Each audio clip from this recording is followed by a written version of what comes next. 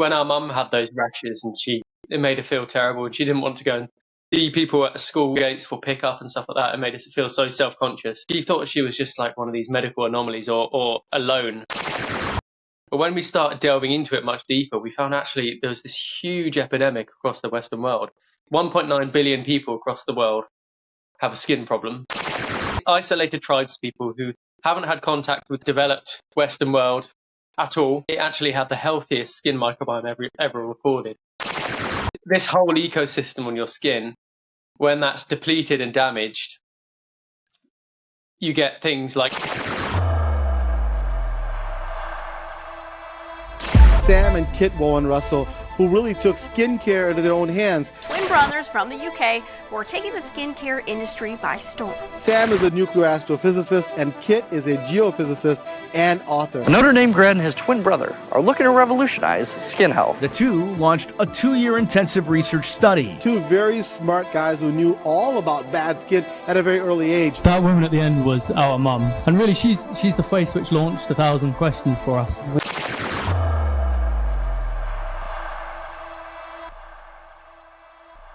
Right, Sam, for this week's podcast, I thought we should do just a general run on eczema and the science surrounding it to really simplify it and explain it to a 6-year-old like we always talk about, but then also to give people practical solutions which they can implement anytime or today to roll back their eczema, which no one really talks about.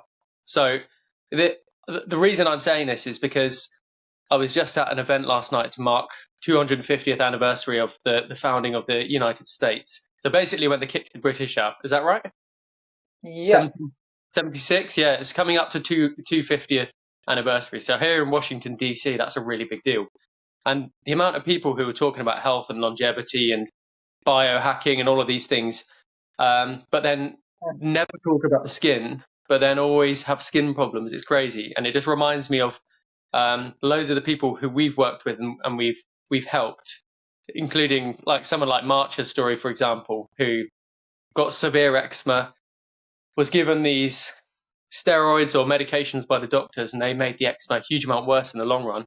And then she just was almost bedbound. It was that bad. And then really went through this whole process of not really understanding what the hell was going on, being let down by the cosmetics she was using and the medications.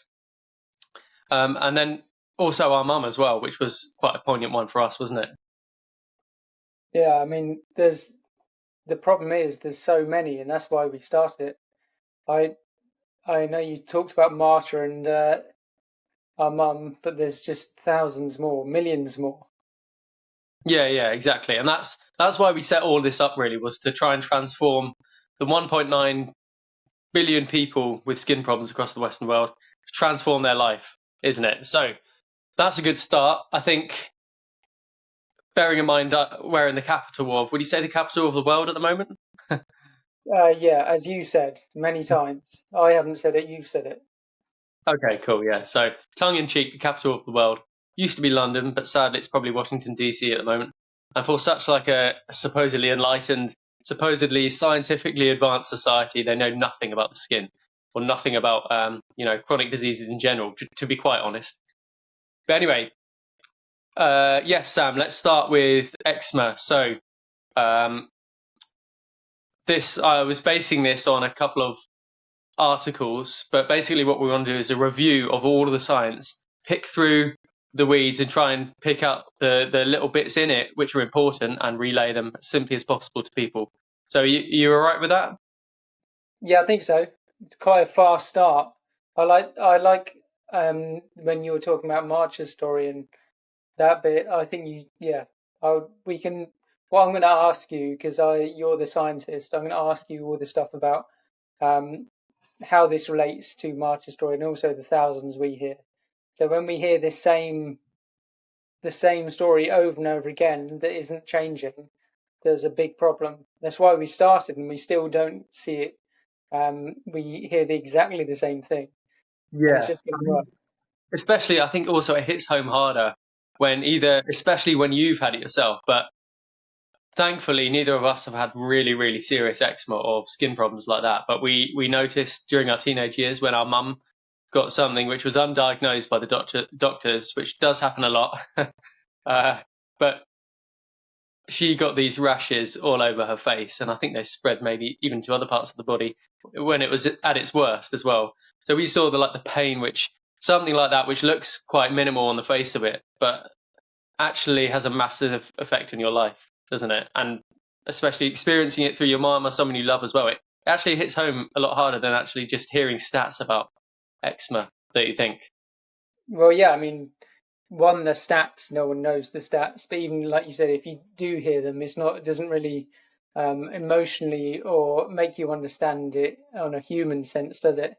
Because I remember our mum. She was at a massive. We were at a massive work meeting in Canada, and she didn't even want to go get on the plane, be in front of people.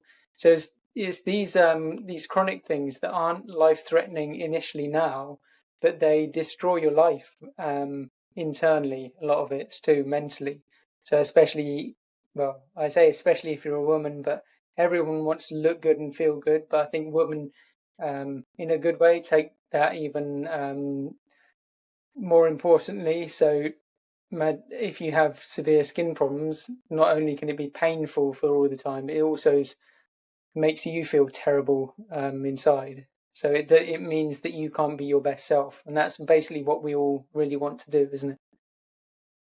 Exactly. Yeah.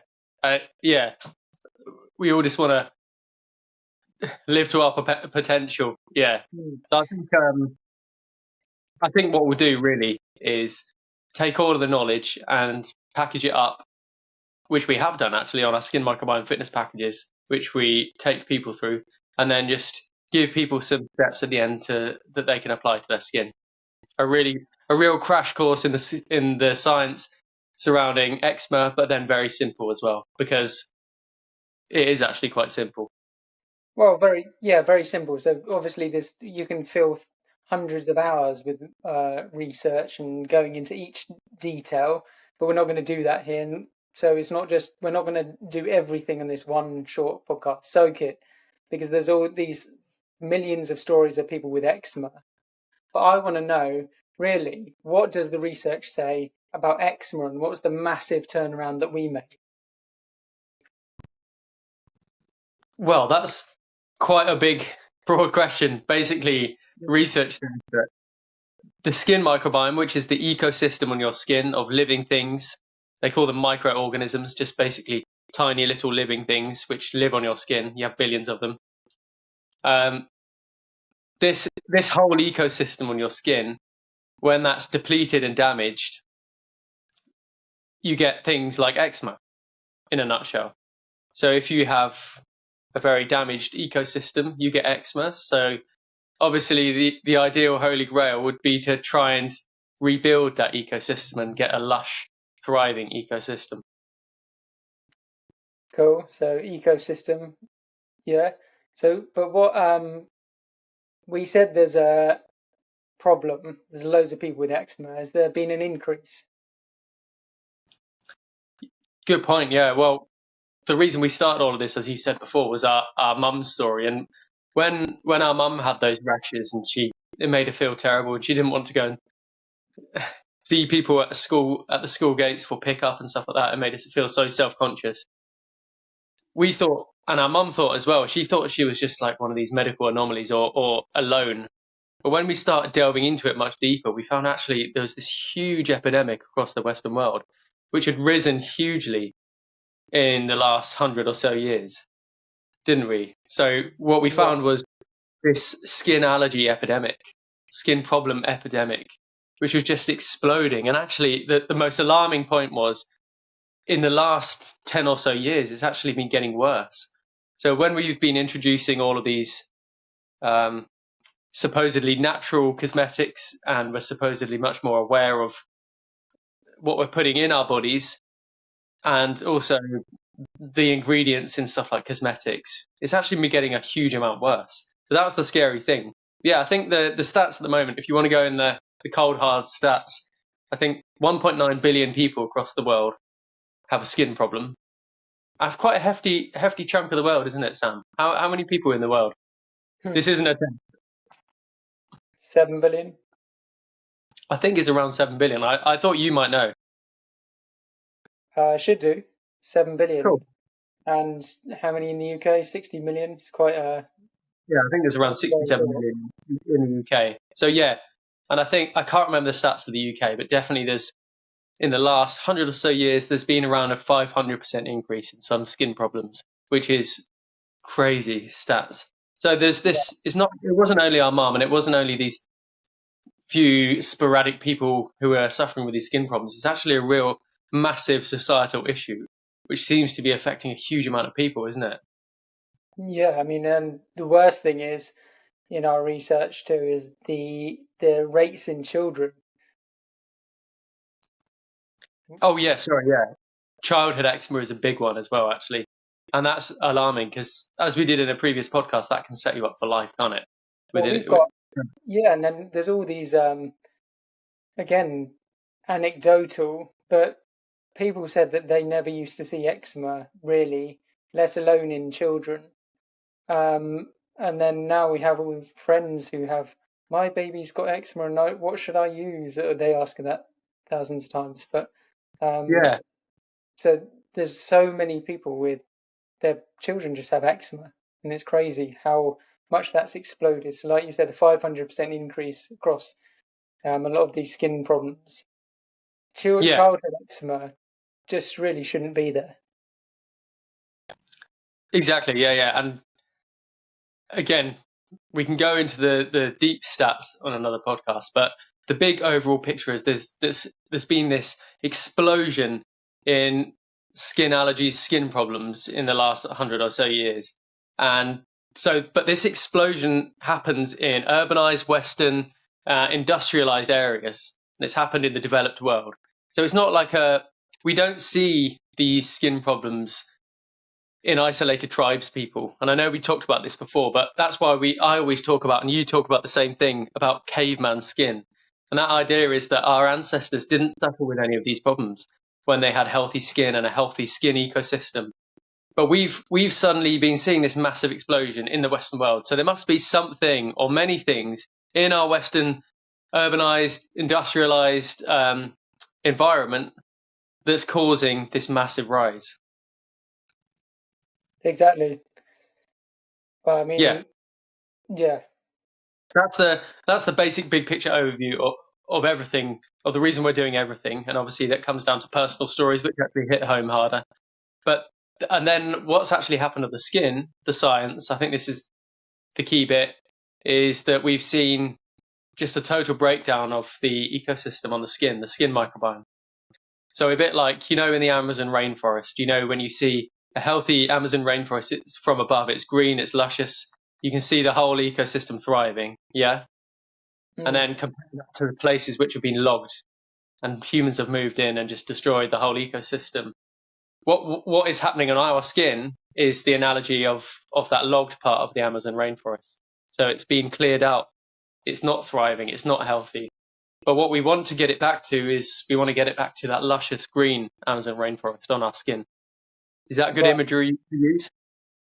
Yeah, I mean, you talk about Yellowstone Park too, which is a good one, but the Amazon's better. But for me, because I know this, I'm immersed in this all times, but let's put it into some perspective. How has that changed since, say, we're saying there's a 500% increase, saying in 100 years, or you're talking about our ancestors, how has that changed, this luscious ecosystem on our skin? How has it changed? You mean in the last however long? Well, yeah, just what's the change been? Because people don't know that there's a change, really. Anyone listening to this doesn't know that there's been a massive change on our skin, and therefore linked to all these skin problems. That's true, yeah. And again, I'm trying to build up a really simple, nice, big picture image in people's heads. So close your eyes and imagine David Attenborough narrating on, I can't remember what the series he did is. Then they always have these panning shots over the Amazon rainforest, and it looks green, it looks luscious, it looks gorgeous. And that's what we want on our skin. But actually, in reality, in the Western world, what's happened to our skin is we've got an ecosystem which looks analogous very much to the bits which have been logged, which is brown, which is dusty. There's no there's no plants or life. It's all been cleared out. So we're seeing this breakdown of the ecosystem on our skin, which now, through our research, has been linked to this massive rise in skin problems. Right. So, okay, so you're saying that has changed a lot over the past. So the thing is, there's been something in the environment that's been destroying it. I don't want to go into all the research at all, but you're saying that you can measure that there's been a change, right? Yeah. So to go into the science, the reason we know that on the skin is because of scientific research, which has gone in and they've analyzed the skin microbiome of Yanomami tribes people. That's one of the main studies we use. But basically, they're isolated tribes people who haven't had contact with civilized or developed Western world at all throughout the history for thousands of years. And they actually have the healthiest skin microbiome ever recorded. And actually, I won't go into the science now, but actually in the Western world, our skin is up to 84% more damaged compared to theirs. Okay, I like that. So yeah, like you said, not science, the hard science, but 84% damaged compared to our ancestors. So yeah. And now the next question I hear everyone asking is, well, so you're saying that it's damaged. That's your take on it, and our take. And we've seen how it's changed. But has this damaged skin ecosystem, has it been linked to these skin problems that we're talking about that are spreading across the Western world like wildfire? Yeah. So this ecosystem damage on the skin, or the skin microbiome depletion, is thought to be one of the biggest factors in this rise in skin problems in the Western world. So the two are linked. So we've got, on the one hand, we've got this big rise in skin problems, and on the other hand, we've got a breakdown or severe damage to the ecosystem on our skin. And the two are linked. So through our published research, we've been proving this link and showing this link for a while. I'm trying to keep it really simple, as if I'm speaking to a 6-year-old. Yeah, There's many ways we've analysed this, which I won't go into now. No, I like it. So you've sown this image of the Amazon rainforest, which is our skin of our ancestors, being logged to the current day standards, and this logging, the analogy on our skin, is now linked to causing all these skin problems that we've seen a massive rise in. Yes, that's exactly it. Okay. It really is as simple as that. So instead of focusing on tiny little parts of the body and the skin health, all you need to think of is those two images. And what we have now is a brown, dusty, barren ecosystem compared to a luscious, green and thriving ecosystem. And that is, in the research is showing that's been linked to the massive explosion in skin problems. Right, so we've got this picture now, and you're saying that it's things that directly human activity in our environment that have destroyed it, and it's been linked to it. Let's talk specifically about eczema. So if that's the research that the damaged skin ecosystem is causing, or skin microbiome is causing, or a cause of skin problems like eczema, what could be the potential treatment or prevention?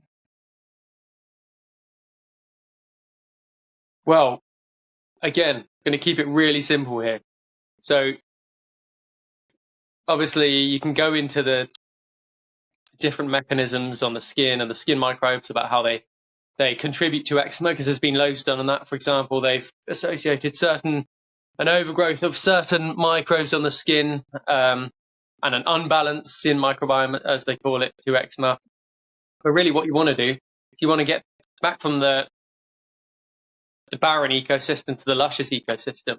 So one of the first ways of doing that is, again, you know what I'm going to say, Sam, the doctor's oath is first do no harm. So take away the things which have been causing that barren ecosystem. And we said there's lots of things in our Western environment which have been causing it. Huge amount of chemicals in our Western everyday environment. The lack of exposure to nature, pollution. But a major one from all our research is actually the chemicals which we're putting on our body voluntarily daily, which is scary, from cosmetics. And when I say cosmetics, the things we wash with in the shower, the things we wash our hair and our body with in the shower or bath. Okay, so I'm getting a picture of, there's this, you need to stop, obviously, the logging that's being done to, that's destroying this ecosystem. But my question then, you're right, so you've got to stop the logging that's making it worse. But my question then is, what do you need to do to rebuild the health of your skin? And therefore, if eczema is linked to a damaged skin microbiome, a healthy one would therefore be linked to less eczema. Am I right in saying that?